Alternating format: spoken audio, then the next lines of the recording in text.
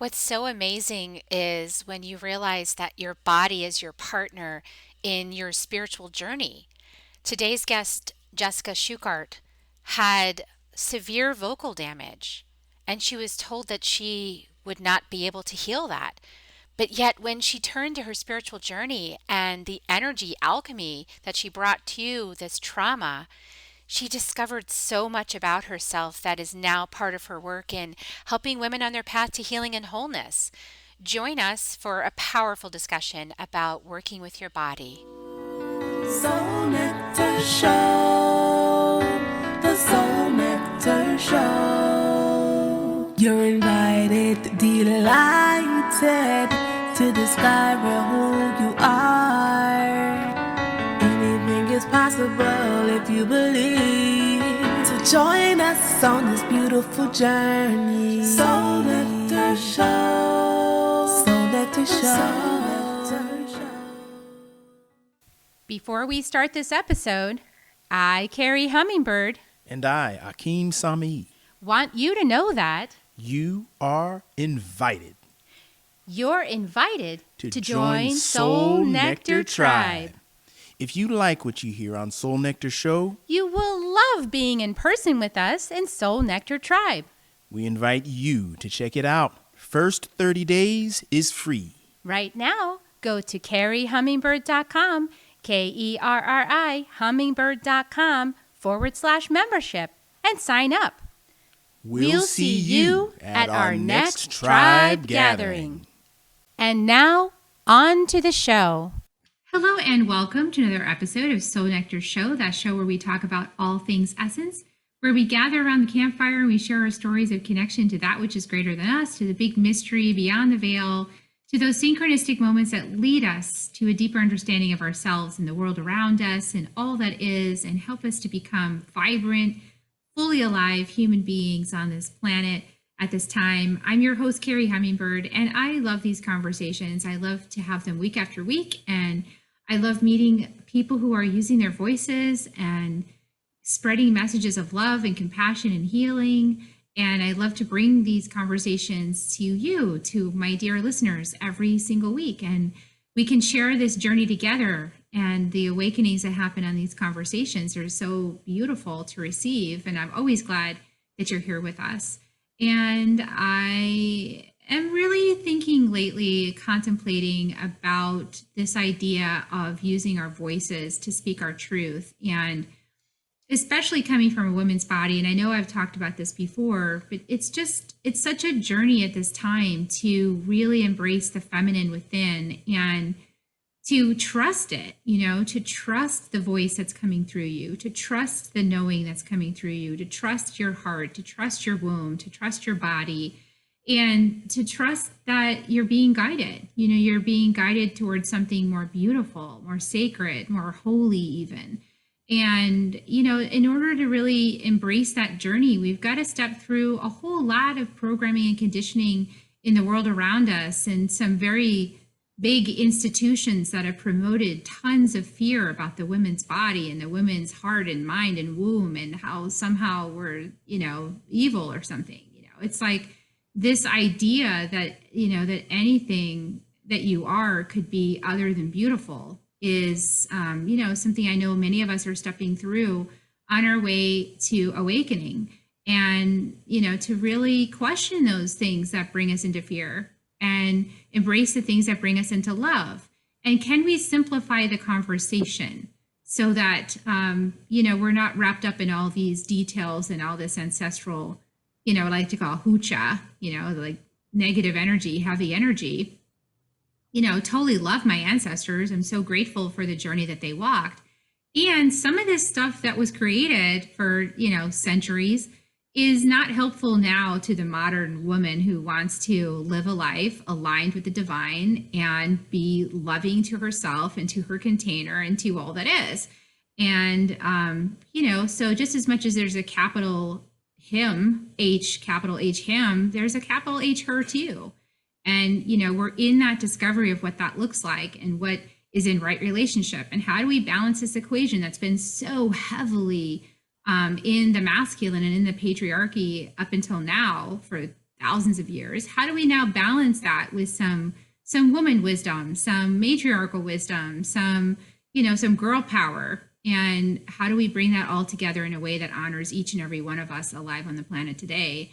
And that's the conversation that's kind of in my heart and my mind. And, certainly getting my tests of patience as people email me their ideas. And, I always welcome people that email me ideas. And sometimes the ideas people email me is like, oh, Carrie Hummingbird, you're like leading people on the wrong path because you're not following capital H him. And I'm kind of like, well, I'm in a capital H her body. So I'm kind of into that conversation. And I appreciate you. And I appreciate you, with whatever journey you're on that leads you to surrender yourself in this way. And I'm in a different conversation. So I would like to hear your thoughts on it after you get done with this interview today. And I just love to get feedback. And even if you're kind of like in the capital H him conversation and you want to challenge some things that were said in this broadcast, I welcome it. Go ahead, bring it on. Come on and email me back and give me some thoughts. What are you thinking? What are you feeling? What are you going through? So let's get with it. I've got a great guest today, Jessica Schugardt. Welcome, Jessica. Thank you. Thank you so much for having me. I'm so excited. I'm excited that you're here. So Jessica is an energetic alchemist and spiritual mentor. And she helps women to heal energetically through their emotional, physical, mental, and spiritual bodies so they can live a life full of vitality, wholeness, and wellness, and helping women to come home to their authentic truth, self, and sovereignty so they can show up as a leader and the visionary they are called to be. And she's been on this awakening journey since 2015, and I think we're going to hear some of the profound moments of that journey and some of the things that Jessica had to go through. So Jessica, I'm so excited to have you with us. I really felt like you'd be aligned with this conversation, and I was just kind of channeling some insights from my own journey. But tell us more about yours. Like, how did you start to wake up to become an energetic alchemist and spiritual mentor? What was your journey? What did your journey look like? What's a key moment you want to bring us into in your life? I love this. So my journey definitely has not been linear, and I'm sure that there's a lot of women that can relate to this. My process and my journey has always been this knowing that I was really called to kind of make an impact, to really lead and to figure out what that looked like for me. And in this journey, it was really this whole unbecoming of who my authentic self was. And I was brought up in a very religious home, so my upbringing was very much putting God first, putting your faith first. And that really was like the brim of my evolution, of me kind of wanting to like discover who I was and my place in this world. We all want this we have this longing to create purpose and to live purposely. And I know for me, that was just something that was so true in my heart for so long. And I wanted to know what that was. And as I kind of went down my journey, things shifted so much for me. I didn't really align with the Christianity views. I knew I had faith in God. I had faith in this higher being, but just a lot of the belief systems that were really taught in my upbringing were not aligning with how I felt in my body and in my spirit. And it was just hard. There was a lot of times where I questioned myself and doubted myself and didn't understand like what my role was and how to show up as this leader, this feminine leader. And because of like what you said, the patriarchy and all these different stories have been really placed within generational lineages, I carried a lot of that with me, and I had to break free from that. And it was really hard for me because of that trauma, because of that upbringing that I was brought up in. I felt shame. I felt that I wasn't doing the right thing, that people were looking at me and judging me. And it took a toll on my body physically. Like I ended up having these blockages in my throat chakra. I was stressed, trying to please people, trying to like fit into this box that just wasn't me. And I got to this breaking point where I was like, you know what? This is it. I'm done. Like, I'm tired of living for other people. I'm tired of, saying yes to everything. I'm tired of not really allowing myself to deal with the things I need to deal with. And I knew that I was already on this journey of professional development, but it became something more. It became an awakening of coming into my truth, coming into my power, really loving myself for all the parts of who I am, my heart, my vision, even though, my family didn't agree with me and my belief system. And as I started taking these steps, I started to heal, my throat chakra. I started to understand that I could be quiet and still be powerful. I could still use my voice to make an impact. And I started getting, into energy work and started to really get to this space. So this is kind of where I am today, in the space where I really did the unlayering and allow myself to be myself. And it's been an amazing space that I'm actually in right now. And I just feel really grateful to this for trusting myself. Yeah, for trusting yourself. Gosh, that is such a gift, right? It's like um through a lot of the conditioning that my mother was raised in a Southern Baptist church. And so she was raised with the conditioning, like, don't trust yourself, like only trust in God, right? Like this absent father that's like somewhere out there presiding. Mhm. And through this time of like the teaching, she just had many encounters. Of course, this was during the 60s and the civil rights and all of that. And so she had these many encounters where she was seeing like dichotomies and what people were saying. Like they were saying, oh, all the little children are loved, but then like the colored kids had to go in one bathroom and the white kids had to go in another. So she was finding these discrepancies and questioning that and calling it out. And she became the black sheep of the family, right? She became the one that questions everything, and it's like, no, I'm not going to go along. No, I don't believe that. No, I'm doing this. No, I'm not. I'm not going to go along with that idea, and I'm not just going to blindly follow what you're saying. And it caused, of course, caused a stir. And I would say she raised me to be the same way. So it's hard to be a black sheep. I'm assuming that you're kind of like in the black sheep category, right? It's because you went your own way. Tell us about that experience. Oh my gosh, 100%. That was like my life story.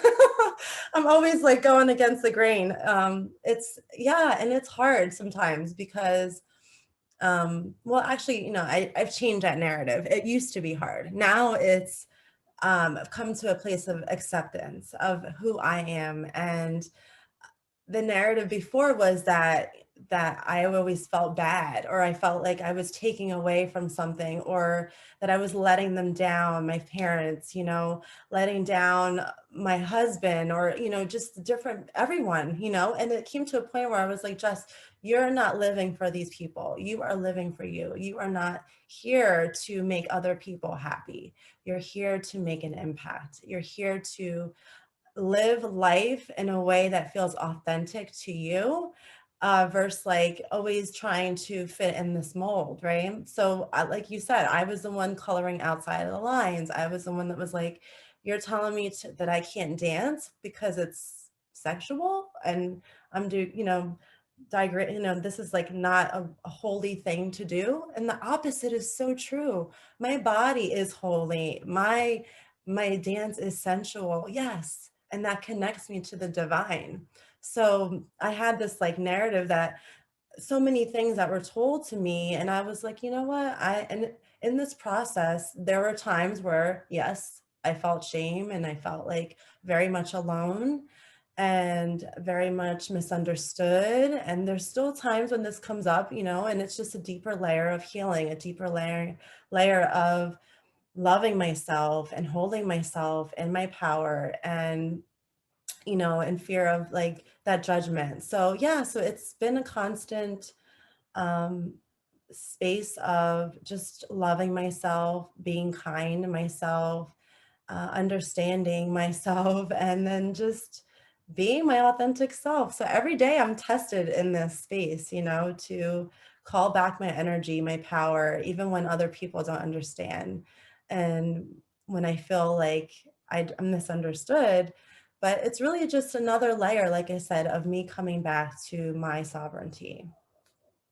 Yeah, there's like it's so interesting trying to decondition something that's programmed into your body because we inherit our ancestors' belief systems in our DNA, and so that's in our bodies. And we're simultaneously have our spirits which know something truer about ourselves. And the spirit's always calling us forth to to lean in and to do the thing that's more true, and the body is like, oh no, you can't do that, so it kicks up fear and all of this because you're going to be like abandoned, rejected, ostracized, black sheep and cast out, and so you can't because it's your survival. And so the body's always calling us back to like, oh no, don't follow your spirit. But then as you lean into that, you get more freedom, because it's like the upside down world turns right side up, and once it turns right side up, you never go back to upside down. It's like, why would you subject yourself to torture? It's like, no, that's just not true. I see that other people are still under that illusion. That's their choice to be in that illusion. It's really not my journey anymore, right? So how do you, during that process, because I've gone through some of this, during that process of following your own drummer, so to speak, definitely people in your family get confused, right? Or close friends or people like that want you to fit into a certain mold. How did you get comfortable with like just letting the chips fall where they may? Like if people decided, oh, I can't accept you anymore, because in some religions they'll like flat out like disown you if you don't toe the party line. So how did you come through that phase? Yeah, so boundaries was a big thing for me. You know, I spent too much time and energy trying to explain myself and tell people why I feel or what I believe, and in turn, them not even being receptive to having the conversation with me.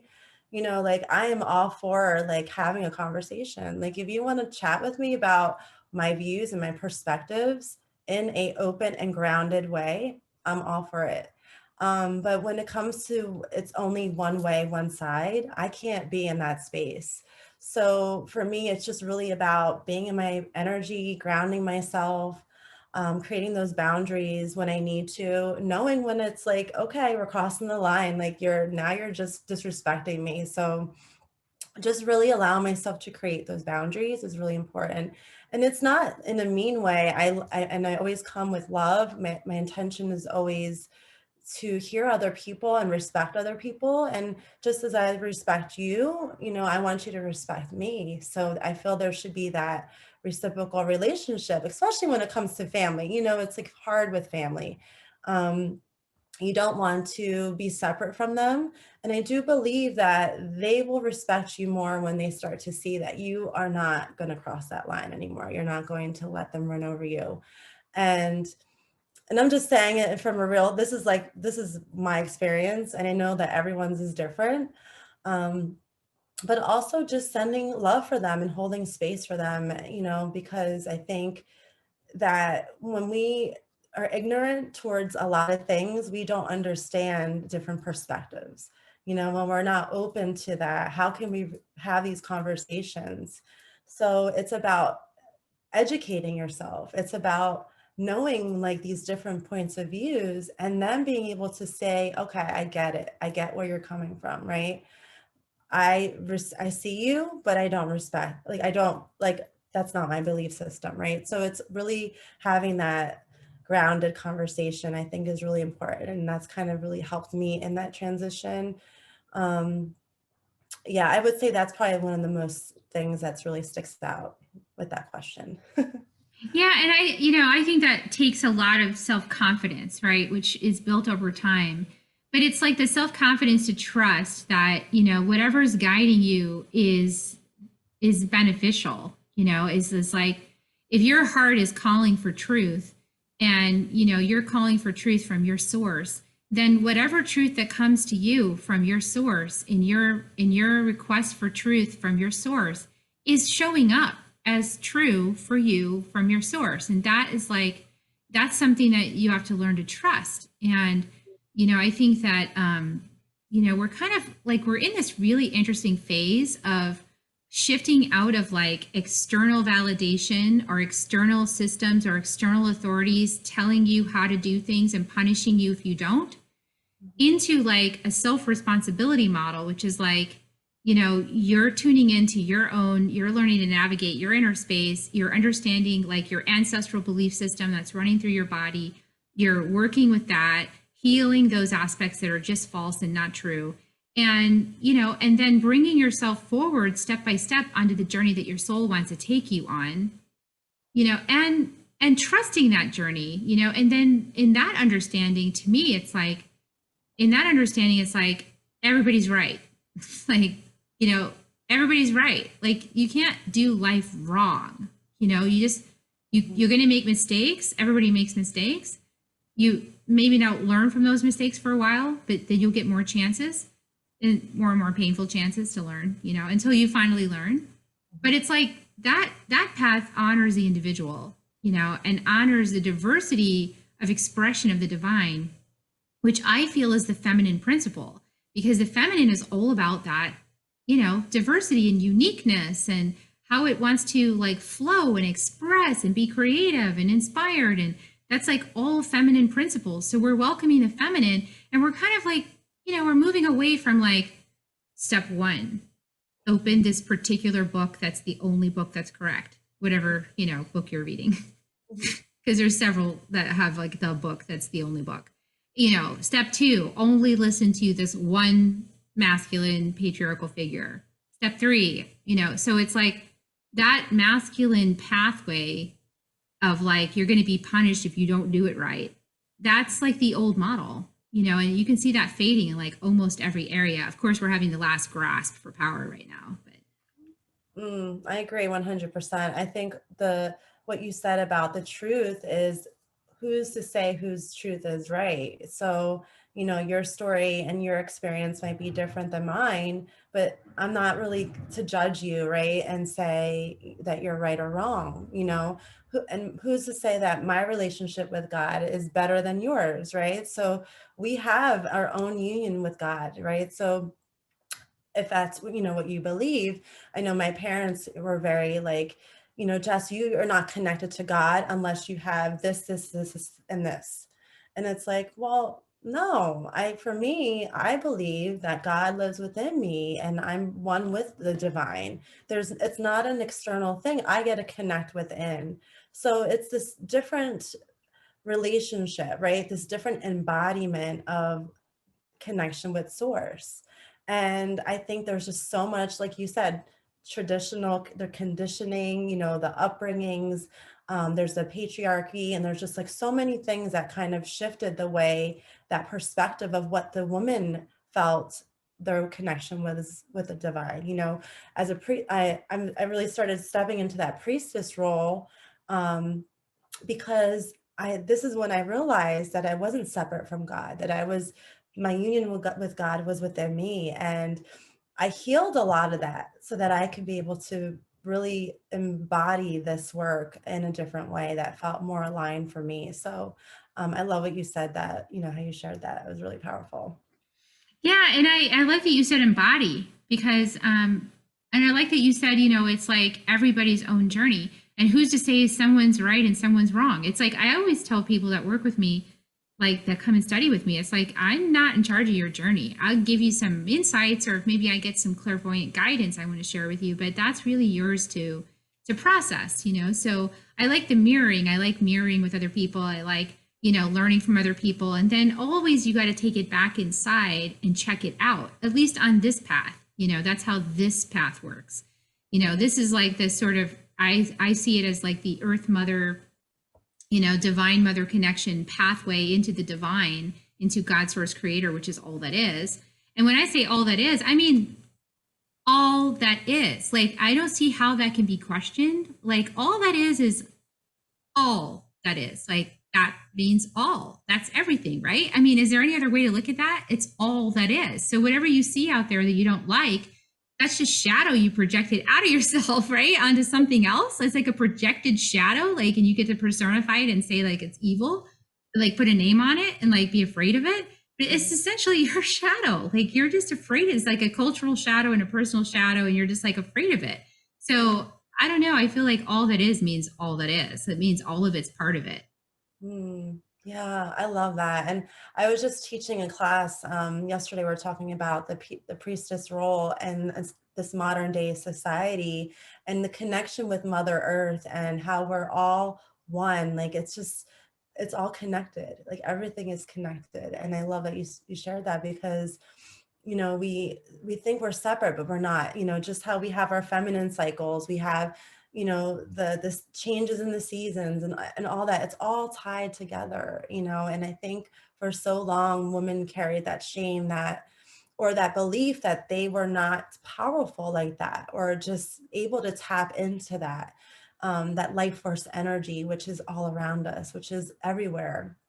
And the more that we can connect with that and that belief system and understand, have that greater capacity to tap into it, it just really creates an unlimited amount of ability to just call in like our desires, to call in and manifest and heal, and just so many amazing things. I feel that, if we really tap into that, it's just so cool. Yeah, and that's why I like to visit the indigenous people, because the indigenous people that live close to nature, they know that nature is that they're part of all that is. They know they're not like superior to it or above it or external from it or somehow nature's master, which is kind of how a lot of Western ideology goes, like, oh, well, we're better than nature, or we manage nature, or we like kill bugs, or we do this, that, and the other, we control it. And that's not how the indigenous people live. They live with nature. They live integrated with nature. Like I remember on one journey I took, the son of the main medicine person told me, oh, the spider's my friend, because there was this poisonous spider that kept following me around the whole Maloka all the time. And I was really kind of scared of it. And he's like, oh, the spider is my friend. I was like, No, that's it's nice. not. It's trying to get in my suitcase to go home with me, and I don't want it in my suitcase. I was like, make it go away. So he made it go up the wall. And then as soon as the guy left, he came back at me and I was terrified. But I had to clear that repulsion, like that fear. And this trip I just came back from, I was in the jungle again, and I went outside during the ceremony. We had a nighttime evening plant medicine ceremony, and I went outside during it because I had to go to urinate. And as I went out there, I was going towards what I thought was a safe spot, and I froze because in the shadows, I swear I saw a jaguar. And then this man, one of the ceremonialists, he came walking towards me, and he said, "Jaguar, go inside." And I was like, oh!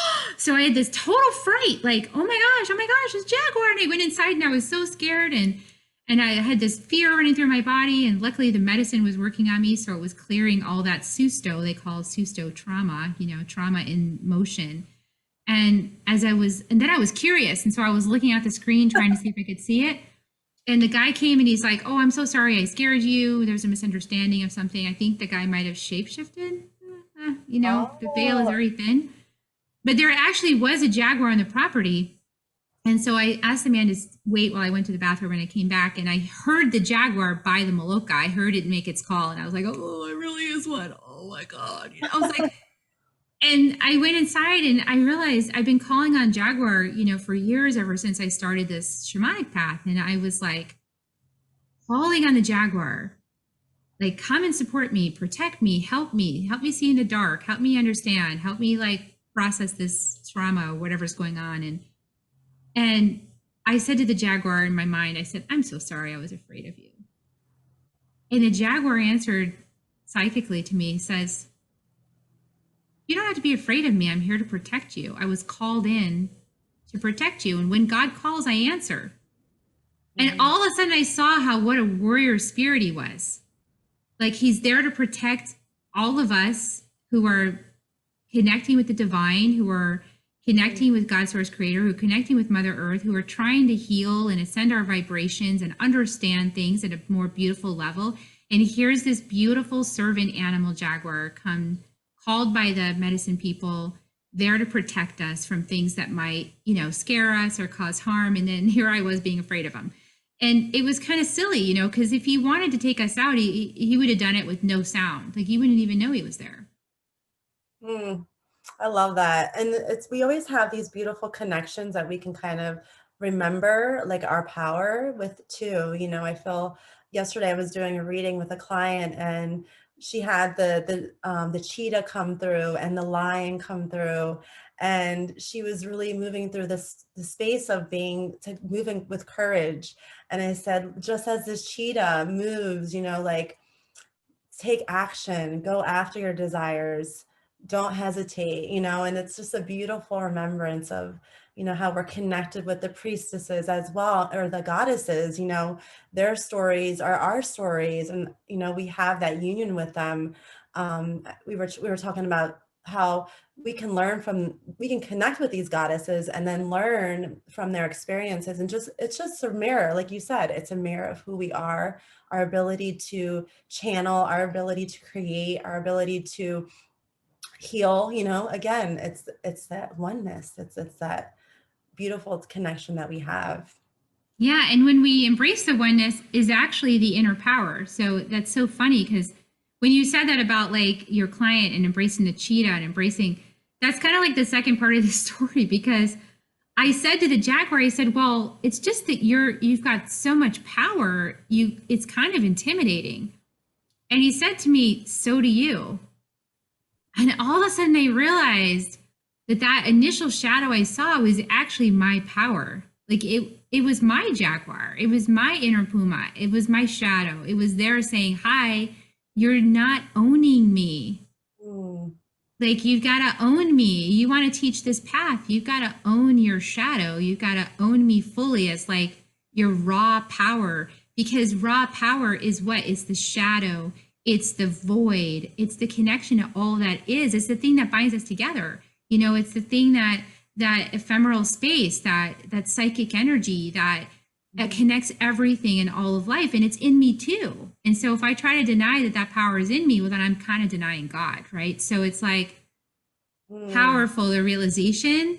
And you know, it's not about becoming gods ourselves, you know, at least for me. I don't know your understanding of it. It's more like just melding into the force of God source creator that we are all part of. It's the blending, it's like the melding into that force and then allowing it to flow through unrestricted. That is like my personal goal because then I can be one with the jaguar and I'm not afraid of it. mm. Yeah, I love that. I think it's really, it depends on like, you know, your perspective. I think everyone's perspective is different for sure. But it gives you that permission to really play with these different energies. You know, it gives you that permission to kind of just say, I can be wild and playful and, you know, and I can also be very meek and shy and quiet, but still powerful, right? So it's like we get that permission to kind of play with both. And you know, it's funny how the universe works because I feel like it's what we need during that time and that season and in that moment, right? So it's like that message that my client got yesterday wouldn't have probably been something she would have needed the other day, like a week ago, but because of where she's in this season, you know, she's getting these signs and these synchronicities that are kind of reminding her, hey, it's safe for you to do this. It's safe for you to go after your, take up space, you know, it's safe for you to do this. And I just love how the universe is just always guiding us and just showing us, you know, these little steps that we need to take. Yeah, I love also that you mentioned the range. You know, like you can be gentle and you can be powerful and you can be happy and you can be sad. And that also is like a divine feminine principle. You know, the spectrum of things versus like you know, in the patriarchal way you're supposed to kind of be monotone, like just keep it like this and predictable and the same and every day is all the same. And it's like where's the joie de vivre of that? I mean, like life is fluid. It has pulse and it has movement and it has expression and the divine feminine is really about like allowing that expression through your life and letting it move through you to create beauty.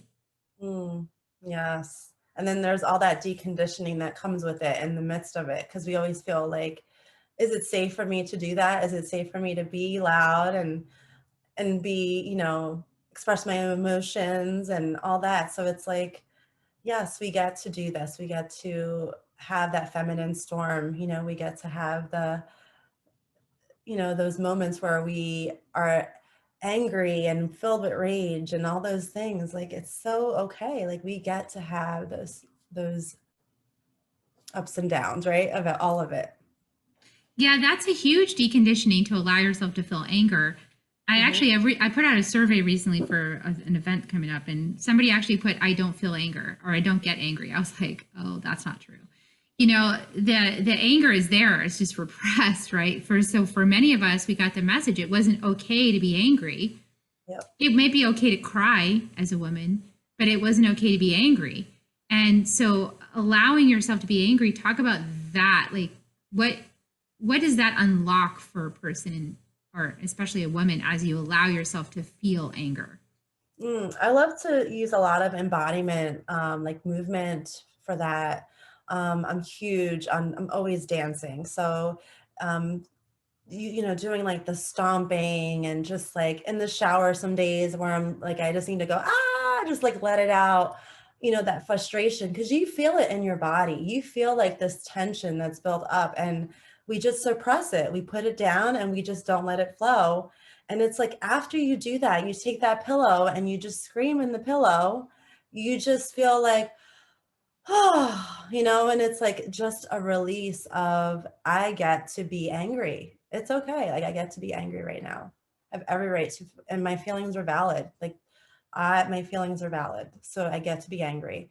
And then I get to move through it and I'll be fine. So it's just that emotional alchemy of the emotions. Like, let me just tell you, this is not something I learned overnight. Like, this is a process. So it's a process of like allowing myself to express my emotions and feel what comes up for me. And um there's some days where I hold it back still, and there's no judgment in that. Like, I just forgive myself and I come back, and it's like, all right, Jess, like, what's really going on here? Like, why are you holding back? Like, what's, it just gives me permission to kind of look within a little bit more. But yeah, so I think movement is just so powerful, way to express that emotion, somatically moving your body, slowly. If it's, you're wanting to kind of let that energy out, that's one way that it's really helped me a lot to kind of transmute that energy and clear it. Yeah, and I found that as I let myself clear that energy, I had more space for love. And then, the more that stuff clears out, because some of it's really ancient stuff, it's like really ancient anger suppressed in the feminine, right? Inside my body or in my throat or somewhere my stomach, this places that anger likes to collect. And when you release it, from this lifetime, from your ancestry, from wherever it's coming up, it creates more space. And there's not usually like, I don't know, I just notice I get less and less triggered by things like, stuff happens and I'm like, oh, there's that, but because I've released all this stagnant ancient stuff from my body by being willing to express it, like the movements, like I like to roar like a lion.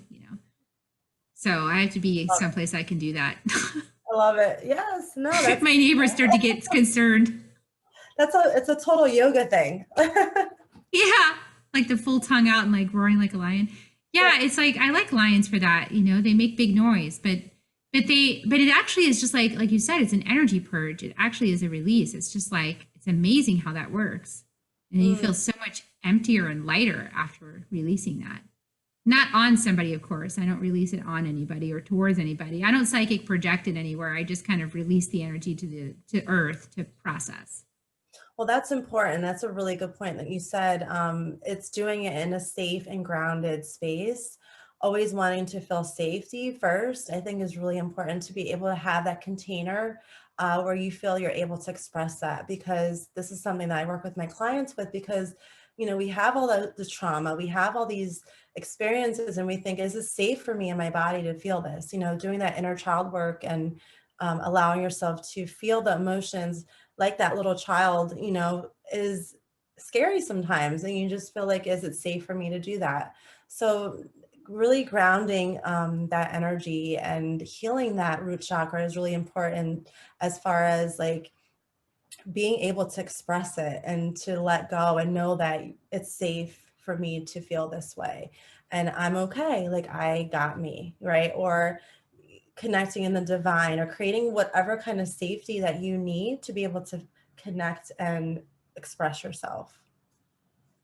Yeah, I think the expression is the major thing coming up for me lately when I think about women and, unblocking that throat chakra, being brave and courageous enough to speak the things that are on your heart, and being willing to make mistakes and be messy and be willing to, trample a few boundaries on the way of expressing yourself. It's like, whoops, sorry.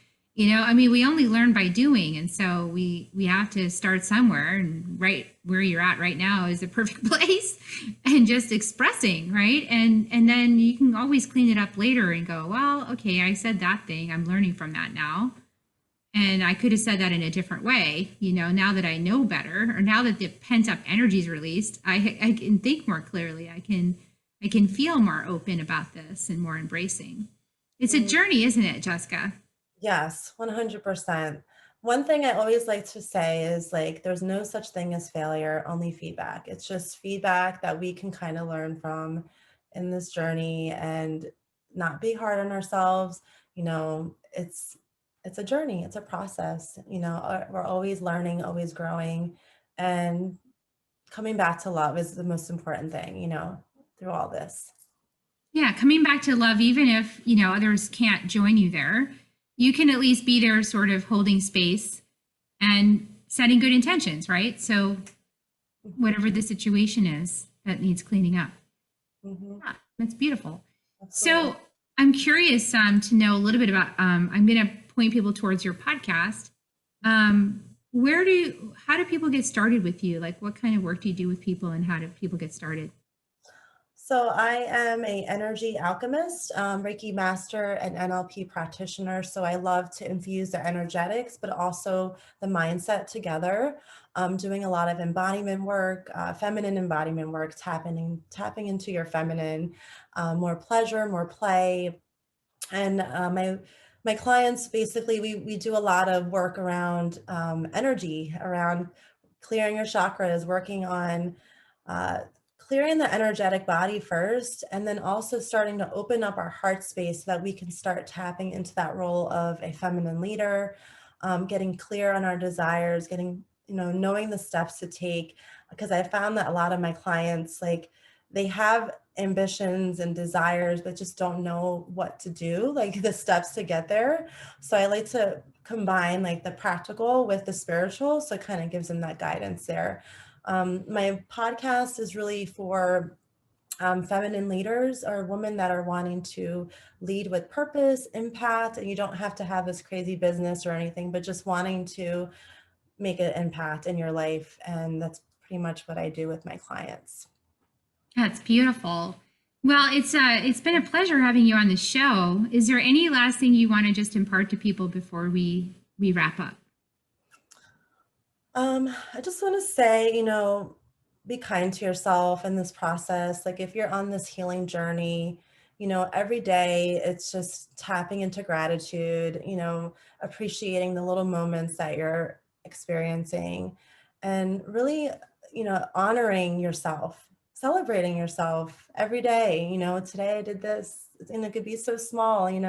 I stepped out of my comfort zone and I met a new friend, or something like that. I think it's really important to celebrate your process, celebrate yourself, and I always find that to be really healing. So honor yourself. That's what I wanted to share. Oh, honor yourself. I love that message. Yes, honor yourself, buy yourself roses, take a nap if you need to take a nap, spend time in nature, float in a float spa. It's my latest one I love. Yeah, get a massage. Take a bath. Take a bath, eat some nourishing food. Mm-hmm. Yeah, and you can put blessings in your water too and drink it, which is so much fun. Mm-hmm. That's beautiful. Thank you. Thank you so much for having me. This has been amazing. Yeah, it's been a good conversation and good ground covered for anyone listening in. So for those of you listening in, of course, just reiterating, would love to hear from you. Definitely, what did this stir up in you? Did it trigger you in any way? Is it Did it open you? Did you have a realization? Did something really like provoke your perception and go, oh, I could look at this a whole nother way? I always love to hear about those things. So please reach out, please reply. If you got the email, if you're on my email list, or, send us a little comment on YouTube or wherever you heard the interview. In the meantime, we're going to ask you to share it out. Please share it out to anyone that you think might be interested in this conversation. Please like, subscribe, all those good things. That helps the YouTube and all those other iTunes engines and all that know that you care about this content and you want to see some more of it. And it helps other people find it too. We appreciate your help with that. And in the meantime, we're going to give you kisses. You ready to give kisses? Oh, yes. Well, I always end the show with kisses for everybody. So here come the kisses, everybody. We love you. We'll see you next time on Soul Nectar Show.